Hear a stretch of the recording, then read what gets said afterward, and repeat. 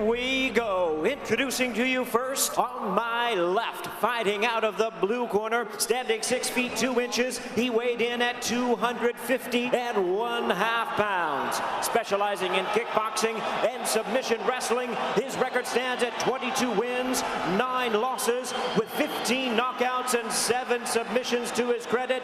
Ladies and gentlemen, here is the former King of the Cage World Champion from San Jose, California, introducing the hard-hitting Paul, the Headhunter Buentello.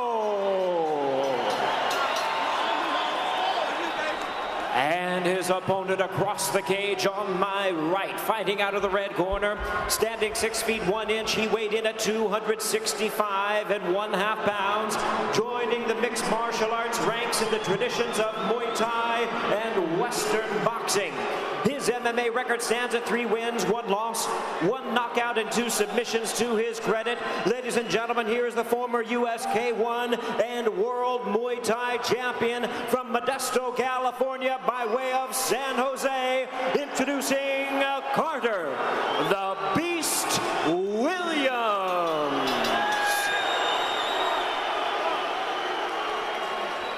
Once again, here's our referee in charge, Steve Mazzagatti.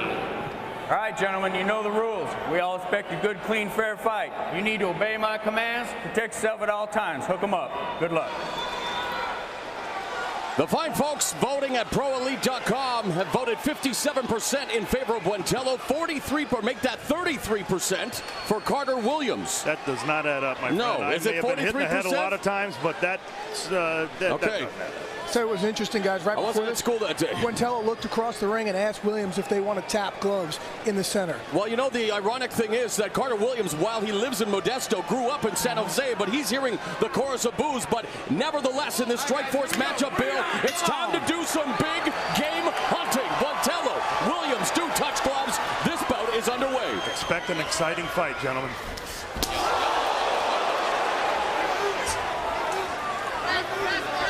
So for those of you that, again, did take calculus, it's 57% for Buentello, 43% for Carter Williams into the Greco-Roman clinch along the fence. Surprisingly, it goes to the ground within the first 30 seconds. And Williams... Carter lands a great right hand. Unloads with the rights as Buentello has surrendered his back momentarily, but back on his feet, but he's being overwhelmed right now by the bigger Carter Williams. And that's not what you expect from a K1 fighter. K1, you expect him to come out, start throwing kicks. But Bill, you talked to his trainer right before this fight. What did he tell you? He's been working with some ground guys. There's no question about it. He's been working on jiu-jitsu. And I thought Buentello would want to take it to the ground. But when they hit the ground, he was the first one that wanted to get up. Well, at 22-9 and fighting for a UFC heavyweight title already on his resume, Buentello does have the MMA experience. But Carter Williams, at an 18-1 underdog, became the youngest ever K1 US Grand Prix champion in 2003, and now has made the move to MMA. And I tell you what, if I am Carter Williams, I do this. I try and keep it close. I don't want to be on the end of a brawler's punches. I don't want Buentello to be able to extend on me when he throws blows. Except for the fact that Carter is a pretty damn dangerous guy on his feet, too. Absolutely, but he's not. He has that. He has a definite deficit in height.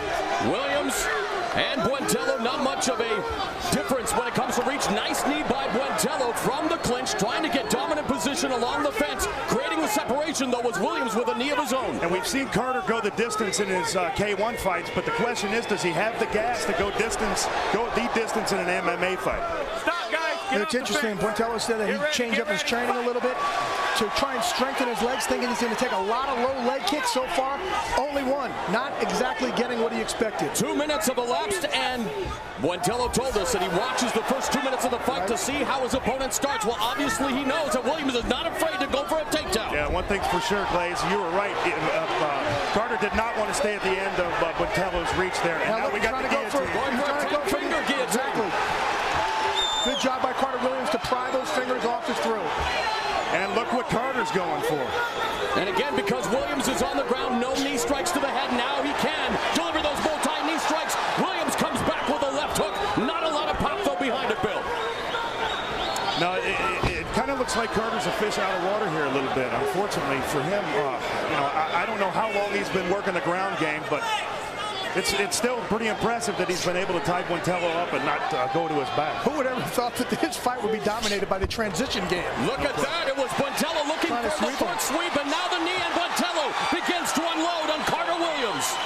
Buentello he's a crafty veteran. He knows how to dirty box. He knows how to mix it up in any position. When he gets in trouble, he can adjust.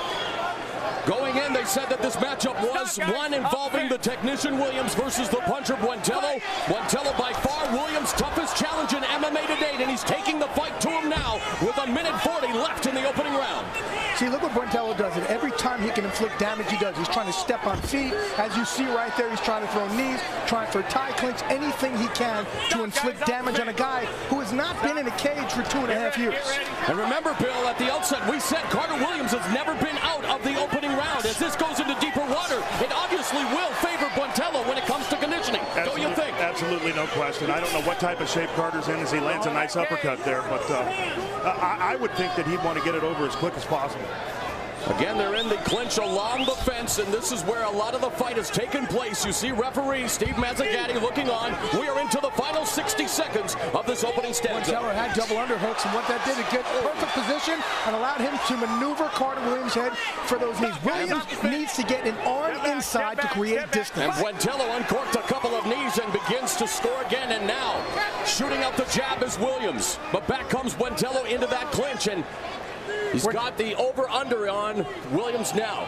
Buentello is an extremely crafty fighter. Buentello realized that Carter Williams wanted to be in this position, so he turned it around into his favor. Buentello also told us that leg kicks were going to be an area of concern. Thus far, we have yet to see Carter Williams go the leg route, Jay. Well, he's been constantly engaged with him, and now look, he's going for his own guillotine choke here, Moro. And Williams breaks away and starts to unload. Now they start to trade with 10 seconds left in the opening round. But again, it's very short exchanges, you guys, before they clinch up. Well, it's good for Carter. He closes the distance and doesn't stay at the end of those punches. Tell you what, any one of those haymakers could put each one of them down.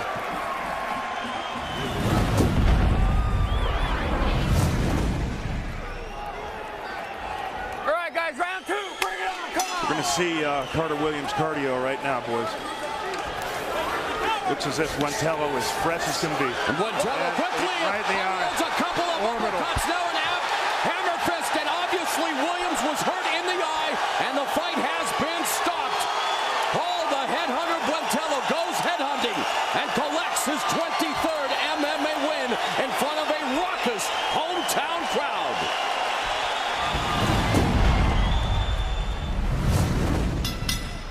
Ladies and gentlemen, we have the time of 10 seconds even in round number 2. Our referee in charge, Steve Mazzagatti, stops the contest. The winner by way of technical knockout, Paul the Headhunter Buentello.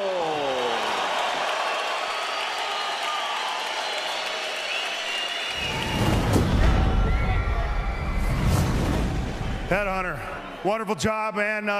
It doesn't look like you're too excited to win in front of your adopted hometown, San Jose. ¡Ontavi, Mexicanos! You know, let's go out to my Mexican fans. You know, they're always messing with us, but I got your back, Mexicanos, got your back. Toda raza. I thought you were speaking Hebrew there for a minute, man. You know, it's great. It's great to be here in front of San Jose. Great love, baby, great love. I love it. Did you think for 1 second that a former K1 North American champion was going to take you to the ground? I had no clue on that. He took me down. It kind of startled me for a second, but this is my house, baby. My house. It ain't going to happen here. You win 10 out of your last 11 fights. What's next? You know, I'm right here at Strikeforce. They're going to bring me whoever I work. This is my job. This is my office. We're going to go to the replay. We want you to talk us through it. You know, I had to stay up strong with him, and I knew he's ducking a lot. So that's how I had to set him up with the jab and some uppercuts. That's my bread and butter is the uppercut. I didn't think he was going to go down. I thought he was playing possum, but, you know, it's a good shot. Love it for you, San Jose. Buentello.